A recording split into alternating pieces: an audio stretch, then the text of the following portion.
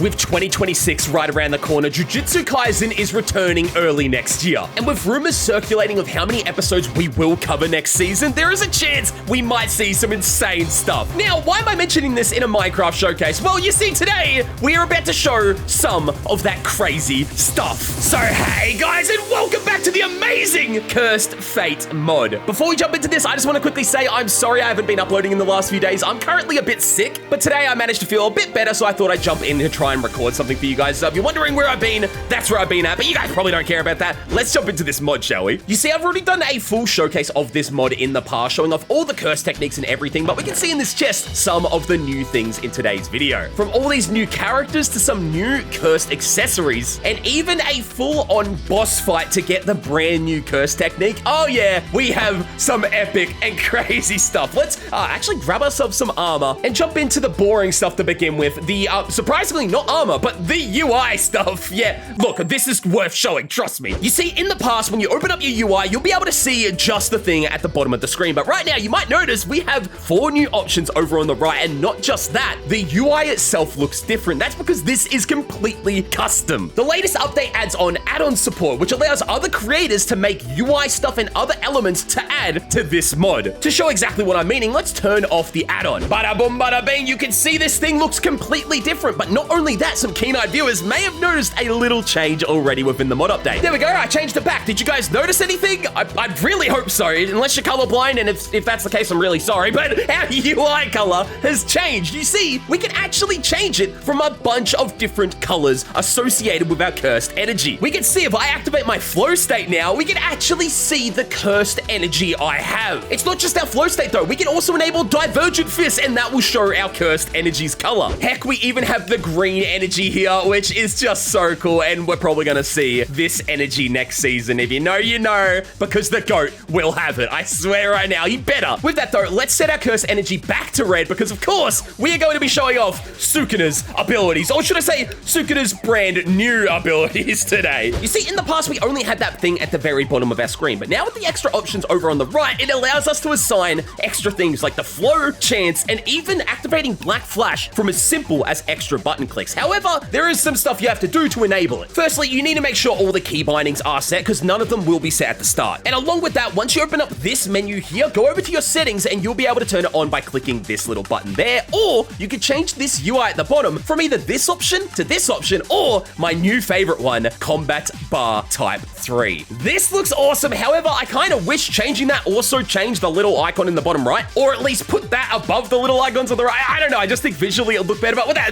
enough bitching, Troy. Let's actually jump in to the new abilities, shall we? I've been yapping for too long. To start things off, we are just going to show off the simple shrine technique. Now, if you want to see a full breakdown on all of these moves in an in-depth way, I have done a full showcase of this mod. But with a lot of the new settings, you can already notice I have turned off block destruction, because if I had it on, yeah, everything around us would be breaking into thousands of pieces, and we just can't risk that right now. Not until I enable the new things. But yes, this is probably the quickest showcase of Sukuna's abilities I have ever done, including Malevolent Shrine. I mean, look at this, bro. It looks so good. And if you're wondering what Malevolent Shrine does, yeah, it adds on all of my other abilities, you can see.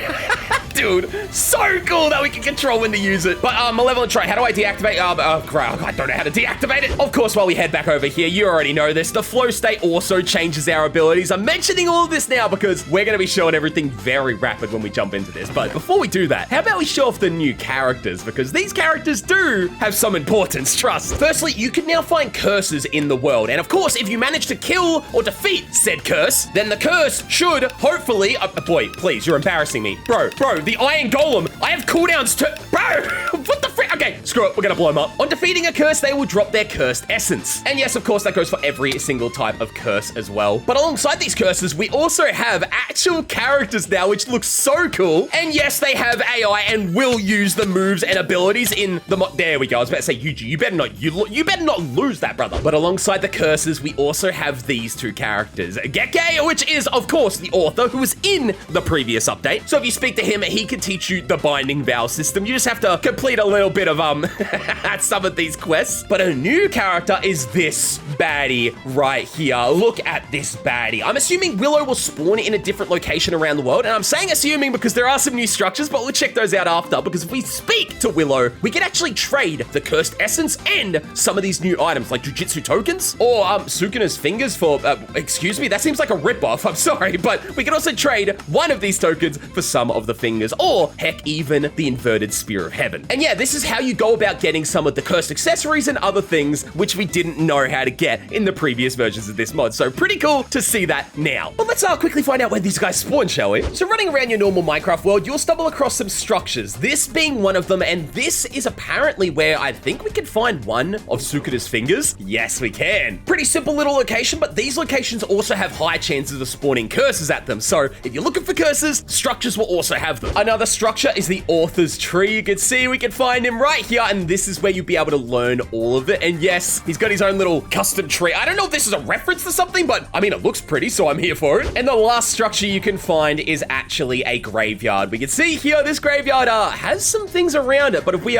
were to break in to what, I know it's here somewhere. There, wow, the last block I broke, we can see in this chest, we get some pretty good valuables. I mean, wait, 56 iron? Whoa! But the main things you're gonna want to come here for are the cursed shards. And let's have a look in this chest as well. Yeah, you can find Sukuna's fingers here as well. So honestly, Sukuna's fingers may be the easiest thing to find in this mod at the moment. Now, of course, these new Sukuna abilities are going to be extremely destructive, so I've turned back on destruction. And before I forget as well, let's show off their Sukuna and spawn in Gojo. Yes, these two will also brawl, and they will, you can already see Sukuna just use one of his moves. They will actually utilize all of their moves, including lower HP. They might use reverse curse technique, domain expansions, or any of these destructive moves. I should probably grab what we need to before they destroy everything. Yo, boys, did you really have to do a domain while I'm right here? Oh, they're domain clashing. We got to see it. Yes. So if both characters or two people use a domain clash, you can see the clash is caused right then. And oh, it looks like Sukuna managed to win it. Oh, this is not looking good for Gojo. Okay, I think Gojo just died. I was about to say, let's leave before someone dies. But this last character spawn egg that I haven't spawned in has heavy ties to this new ability. You see, upon defeating who is in this egg, you will obtain a mummified head. And if you manage to have Sukuna's technique and then eat said mummified head, you are not strong enough to evolve your technique. Really? Are you serious? I'm max. What are you talking? Oh, my level. Okay, hold on a minute. Let's try that again, shall we? Eat the mummified head, and you'll see we sparkle a little bit because we open our inventory now. We have Sukuna's true form. There we go. This is better. We've got 4 arms now. And if you know, you know. If you don't worry. I'm not going to try and spoil it. But let's have a look at these abilities. You can see here we have 120% dismantle, maximum cleave, enhanced spider web, true divine flame open, chant mastery, and the incomplete malevolent shrine. That's its name. It's actually done in the mod. Don't worry. That's just the name of it. And of course, these can also be affected by some of our chants and flow states. So with that, let's show them off and then dive into this character, because trust me, this character, yeah, it's a big deal. I just want to show the moves first. To start things off, you're going to notice instantly that these moves are extremely overpowered, but they're meant to be. This is endgame stuff. Starting off with the first move, you can already see from our basic dismantle, yeah, this one is a little bit more destructive. Now, of course, I don't have cooldowns on. It's just to show it more rapidly, but the amount of damage a single one of these cuts does is insane. But of course, it can be added upon. We can add our flow state to it and make it a bombardment ability, which, what? We need to get some guinea pigs in here. I'm sorry, boys. I'm sorry. We need some. We need some. All right, turn this on and then go. Oh. Honestly, I'm surprised they survived that much. But it's not just our flow state we can add to it. Of course, we can use a chant, and now, oh, look at that, dude, that looks sick. We can backflip and then throw one of those. But if we mix the chant with our flow state, we then get this. Wait, I think I missed it. God damn it. Try again now. There it is. You saw a little glimpse of it there. That is also a new form move. Next up is maximum cleave. We can see if I hold it down, we create cleaves around us, just causing so much damage. Of course, add flow state to it, and what's this do? Oh, enhances its rage, yo! I'm assuming combining them both doesn't really do anything. Let's find out, right? Let's find out. Oh, next up is spider web, which you can see, looks so cool. It looks very similar to the other spider web, but you can already tell it is way bigger in range. Of course, mixing it with the flow state, oh, bro. What? The spiderweb, though, doesn't have a regular Chant tie-in version to it because some of these moves require the mastered Chant. But we'll dive into that in a minute. Next ability is the fourth move, being Pure Divine Open Arrow, which I probably butchered the name of that, but this is very similar to the other arrow, but now you'll see. If we fire it, just over here, instead of it just creating a little firestorm, it creates a giant, blazing, flaming pillar!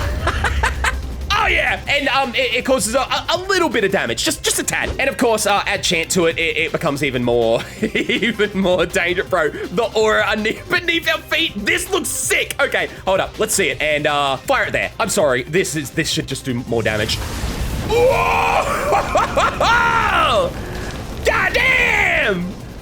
Oh, days! Oh, wow.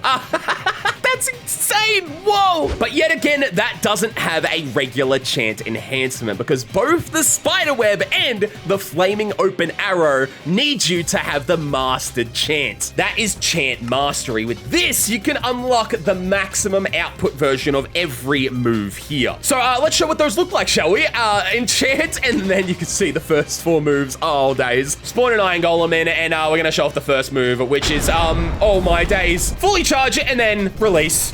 Oh, that is, I don't want to spoil the name of it, but that is an insane move, which will be utilized in an upcoming fight. And whoa, that camera effect, what the heck? That looks crazy. Oh, damn. And yeah, if you're wondering, it does cut through pretty much everything. Like, I've just got to show real quick. We're also going to add our flow state to it, because why not? And charge it up and cut. Like, bro, look at that, man. Whoa, that is so cool. Oh, also, I just discovered some aura farming ability. You can hold shift and then turn on your divergent fist. You go into your combat stance pose. Dude, that is sick. I love that. I just found that out, and that is so cool. But anyway, next move is our second ability of being maximum cleave. And, yeah, well, let's just spawn in a bunch of Iron Golems, and you can see how strong that is, bro. Oh, dude. And I mean, I'm not even talking about how good this looks in the mod, but it's insane. It's insane, boys. This mod's insane. The developer did such a good job. But now let's move on to the next move, being Maximum Spiderweb, which we saw a little bit of a smaller version earlier, because now this version, let's put an Iron Golem in, and bing bong. Oh, bro, I'm surprised he survived that. That is crazy. Let's do it again, shall we? Bing bong. Dude, one more time. Oh, I can't. Hold on. Just die. That is sick. What is the actual size of destruction there? Like that? And then, wow. Okay. That's a lot of damage. Like an iconic man once said. Holy cheese balls, Batman. And of course, for the final move, let's just get as many Iron Golems in here as I can. I feel like it should one-shot them. If not, I clearly am just not strong enough. Because next up is Fuga at ultimate max power. Charge it. And yeah, you can see it looks pretty similar. And now we have the arrow ready. But if I fire it down there, we'll see very quickly. Oh! Whoa! Nothing survived. Yeah, that is max level Fuga. Holy crap. And those are the new abilities. Of course, we still haven't shown the final one being Incomplete Domain, but bro, how dope is that? Let's now show off the Incomplete Domain with some Iron Golems here. Activate it, and we can see we hit the pose. And then, oh, look at that!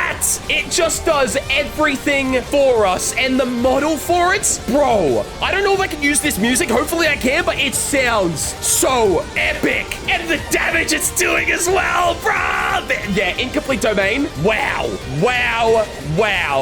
Yeah, that is incredible. So look at this. Whoa!